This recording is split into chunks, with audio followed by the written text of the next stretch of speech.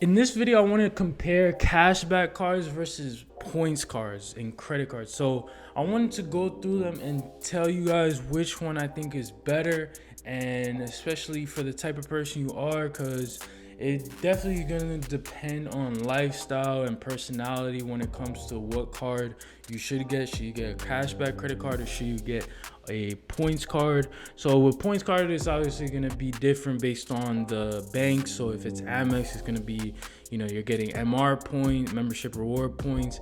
If it's Chase, you're getting ultimate rewards points. If it's, City, etc., it's gonna be points. But they are different, but we're gonna be just talking about it in a general sense. So comparing the two, so points cards are rewards can exceed 1 cent per point when used smartly. So if you're gonna use it for a one of the partners of the bank, like for example, Amex with Delta, transferring those points, you can get more than one cent per point. But usually it's gonna be 1 cent per point, sometimes less, sometimes more. But 1 cent per point is pretty good. You can transfer to airlines and hotels for high value travel. That's gonna be one of the benefits of points cards as well. Also, another benefit is gonna be often includes travel perks like lounges, credits, insurance. That's going to be something that is going to be reserved for the higher tier points cards, but nonetheless. But when it comes to if you're talking about an Amex the Blue Business Plus, stuff like that is not going to have the bigger stuff, but it might have smaller credits, but it's going to be usually travel based, which is the thing to remember with points cards. And then annual fees are more common with points cards, which is for sure, because again, it's usually travel based credit cards.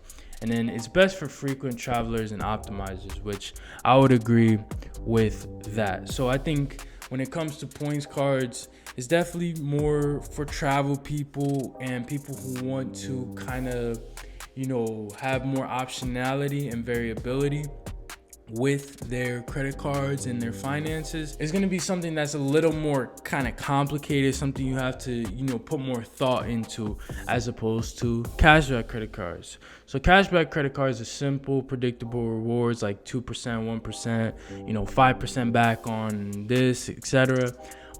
It's more simple. No travel or transfer hassle. You're not gonna have to obviously transfer your cash back to anything. More likely to not have an annual fee. Cashback cards. One of my favorites. The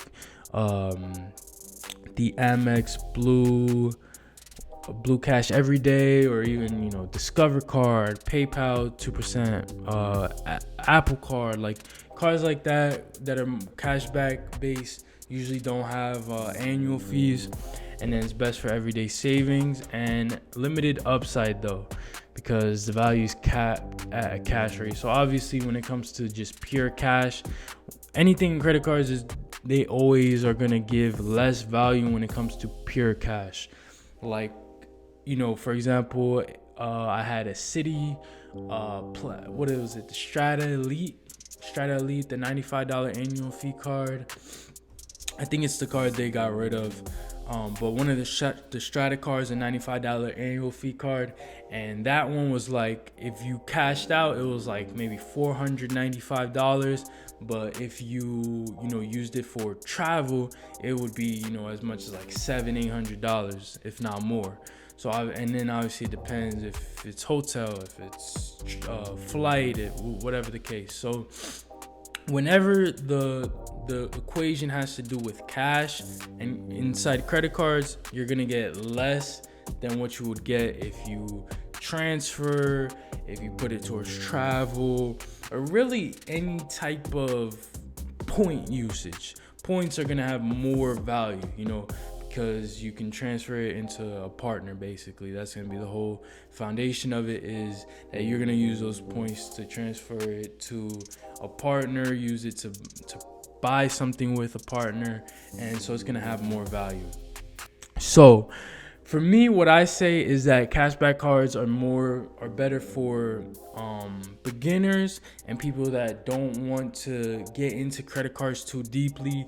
People who want to have a more simple, kind of thing going on with them. It's gonna be better for them. Points and miles cards is gonna be better for people who, obviously, if you want to get deeper into credit cards, or if you do have that openness to be, a little bit more loose and be like, hey, I want to maybe put this, use these points for this, or for hotel, or for travel, or, to use it with, any partner, because there's going to be a bunch of partners. I've used points to buy stuff at Walmart even.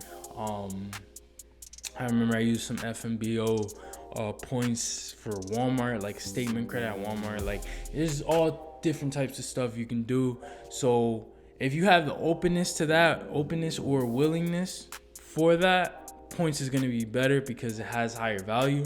But if you want something simple, you don't want to have to worry about, what is 12,000 points valued at and all this stuff. You just want it to be simple.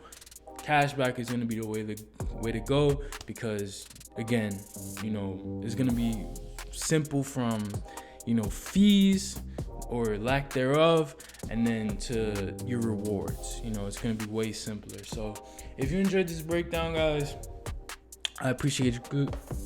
I appreciate you guys watching this video. I'll see you guys in the next one.